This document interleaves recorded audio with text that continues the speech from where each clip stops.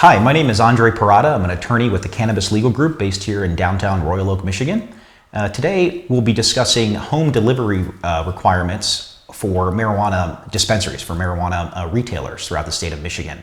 We think this topic is particularly useful in this time, especially with COVID and people who are social distancing or otherwise not wanting to venture into enclosed areas. And so we feel that this may be beneficial to retailers who wish to either establish a home delivery procedure or retailers who currently have their home delivery procedures up and running to allow us to potentially review those to ensure that you are in full compliance with the requirements as issued by the MRA in the state of Michigan. So as an initial matter, for those retailers who wish to establish marijuana home delivery services, it initially starts with obtaining the approval of the MRA for that specific delivery service.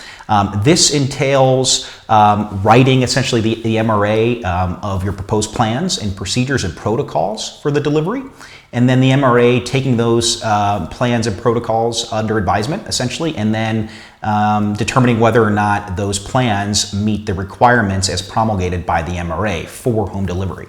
So assuming those plans for home delivery are ultimately accepted and approved by the MRA, the rest of the discussion here will focus on various aspects of the delivery, from the ordering to the actual delivery to post-delivery requirements of the driver and as well as the marijuana retailer itself. So again, it requires the approval of the MRA for those retailers who do not already have home delivery services established. But then the initial matter becomes, the second issue becomes ordering. How a customer goes about ordering products to then receive them at their home.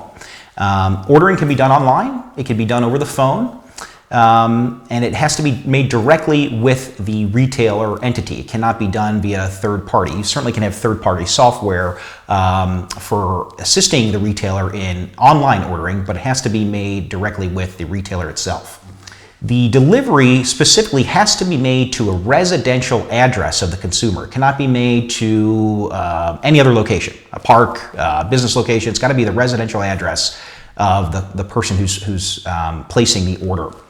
But from the retailer perspective, it is important that prior to actually processing the order for home delivery, the retailer or an employee of the retailer has to confirm that the person making the order is of legal age. So for recreational purposes, the ordering person has to be at least 21 years of age. And that needs to be confirmed by the retailer prior to the order being processed and essentially established prior to the delivery of the product.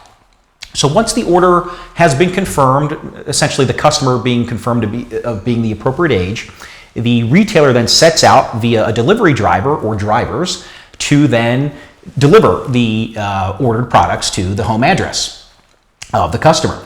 And so it's important that the retailer understand that their delivery driver has to be an employee of the retailer location. The employee, of course, has to be at least 21 years of age. It's also important to note that the employee cannot be a delivery driver for another marijuana licensee. They're limited to employment with one licensed retailer. It's also important to note that the individual who's delivering the products to the home must be an employee. The MRA regulations require it that they be an employee. They cannot be an independent contractor or a third party that actually delivers the services. We mentioned third party potentially facilitating the ordering of the products on the order side, that it has to be directly with the retailer. Similarly, on the delivery side, the delivery driver, the delivery person, has to be an employee of the marijuana retailer. So once the order is processed and the driver sets out on the delivery of the product to the address, and then addresses, of course, because there'll be more than one delivery ostensibly on many of these, there are certain requirements that the driver and the retailer, of course, have to abide by when they're out making those home deliveries. The first requirement is, of course, that there are various cap requirements or caps on the amounts of products that can be transported for delivery, as well as the quantity. So there is a dollar amount cap which says that the driver is prohibited from carrying any amounts of products that are greater than $5,000, so they have a retail value of $5,000. The second cap is a quantity cap, where they may not carry more than 15 grams of marijuana product or 15 ounces of marijuana product or 15 grams of marijuana concentrate. So there's both a dollar limitation. The driver cannot carry more than $5,000 worth of product, as well as a quantity cap on the delivery. So it's important that for those retailers who already have home delivery procedures set up, that they are well aware of those limitations, those caps on both the quantity and the dollar amounts of the products in their home delivery. But also from a technical perspective, the MRA requires that the delivery driver has to have a continuous way to communicate back to the retailer when they're out making the deliveries. This is generally established, of course, or satisfied by the use of cell phone.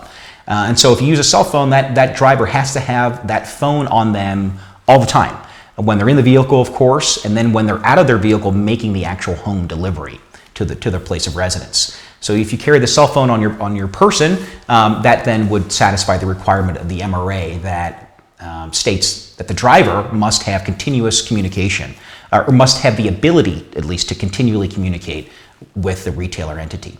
The employee driver must also have physical or electronic copies of their employee ID that is issued by MRA through Metric, as well as the license number of the licensee, the license of the retailer.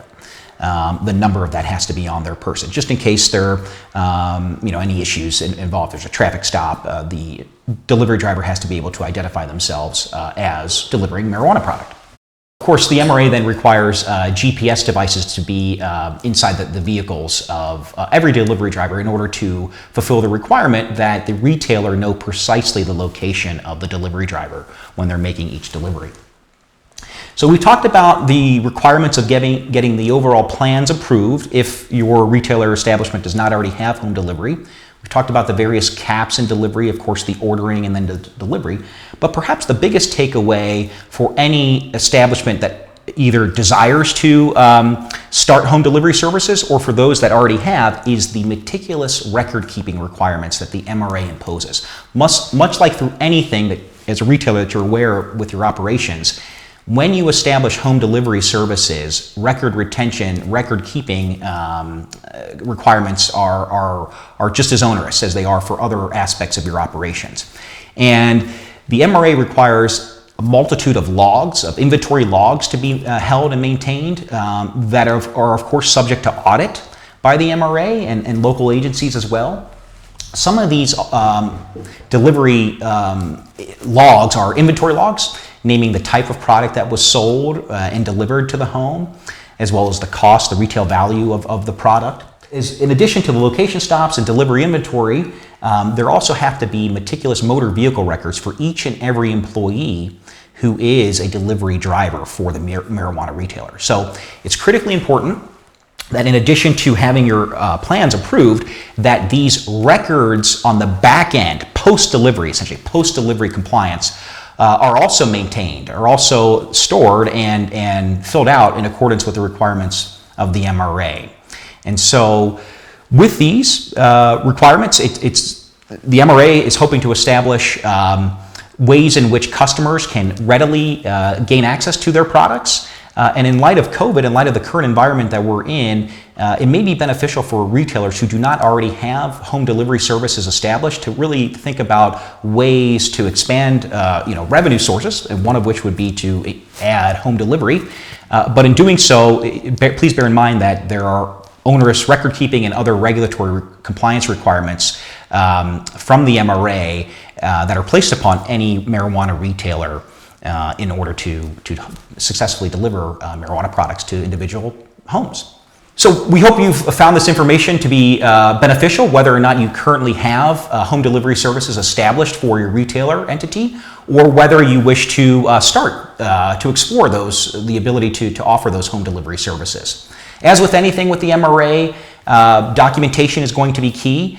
And we at the Cannabis Legal Group can assist those retailers who already have home delivery services established. And of course, we can assist you in drafting your plans, your narratives to submit to the MRA in order to get your home delivery services started in case you haven't offered those services yet. So if you'd like more information, please feel free to reach out to the Cannabis Legal Group. Me personally as well, my email address is my first name, so Andre, @cannabislegalgroup.com. And we look forward to our next series here and discussions, and hope you have enjoyed this discussion about home delivery requirements for marijuana retailers.